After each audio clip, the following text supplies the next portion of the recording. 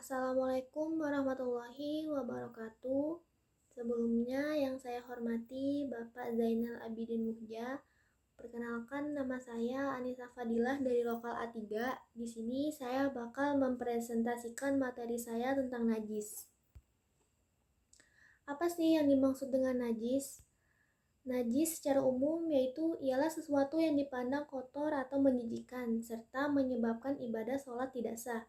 Secara bahasa, najis adalah sesuatu hal yang dipandang jijik, sedangkan secara istilah selain kotor dan menjijikkan, ia menyebabkan sholat tidak sah. Ada macam-macam najis yang telah diurutkan berdasarkan tingkatan najis, yaitu ringan, sedang, dan berat. Sementara pengertian umum najis itu sendiri adalah sesuatu hal yang kotor menurut syara, peraturan Allah. Kita bahas yang pertama, najis mukhafafah, najis ringan. Najis mukhafafah adalah najis dari air kencing bayi laki-laki yang belum berumur 2 tahun, serta belum pernah makan sesuatu apapun kecuali air susu ibunya. Cara membersihkan najis mukhafafah. Sesuatu hal yang terkena najis mukhafafah yaitu kotoran kencing bayi yang belum 2 tahun serta masih minum ASI dapat dibersihkan dengan percikan air. Maksud percikan air ini adalah air yang mengalir mengenai seluruh tempat terkena najis dan airnya harus lebih banyak dari najis air kencing tersebut. Apabila lokasi yang terkena najis air kencingnya misalnya pakaian sudah dibersihkan menggunakan air mengalir tadi, maka selanjutnya tinggal keringkan seperti biasa. Yang kedua, najis mutawasitoh, najis sedang. Najis mutawasitoh merupakan najis yang keluar dari kubul atau dubur manusia atau binatang kecuali air mani, barang cair memabukkan, dan susu hewan yang tidak halal dikonsumsi.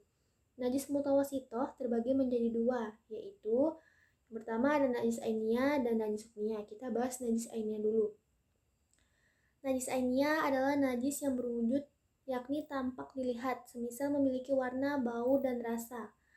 Yang kedua, najis hukmiyah adalah najis yang tidak kelihatan wujudnya, seperti bekas kencing, arak yang sudah mengering, dan sebagainya. Cara membersihkan najis mutawasito. Najis mutawasito dapat dibersihkan terlebih dahulu najis ainiyahnya dengan cara 3 kali cucian, kemudian disirami lebih banyak. Untuk najis hukmiyah, cara menghilangkannya cukup dengan air mengalir saja yang jumlahnya melebihi najis itu. Terakhir, najis mughaladoh, najis yang berat. Najis mughalladho yaitu najis yang berasal dari hewan anjing dan babi.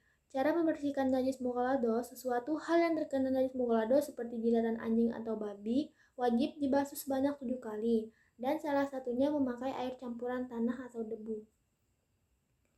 Sebelum dibersihkan dengan air, wujud najis atau ainiyahnya harus dibuang terlebih dahulu sampai benar-benar hilang, kemudian dilanjutkan dengan cara 7 kali cuci.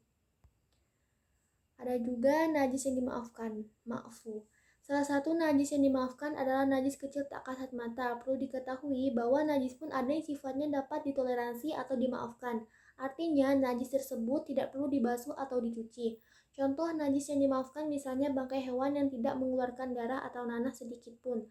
Najis lain yang bisa dimaafkan seperti yaitu najis yang dimaafkan baik ketika mengenai air maupun mengenai pakaian. Najis yang dimaksud adalah najis kecil tak kasat mata ketika buang air kecil tidak melepas seluruh pakaian. Bisa jadi terkena cipratan air seni yang bulirnya lembut tak terlihat. Seseorang yang pakaiannya terkena najis kecil tak kasat mata seperti contoh sebelumnya itu masih dianggap sah salatnya karena najis pakaiannya masuk pada kategori najis yang dimaafkan. Oke, baiklah, sekian dari saya. Kurang dan lebihnya mohon dimaafkan. Terima kasih.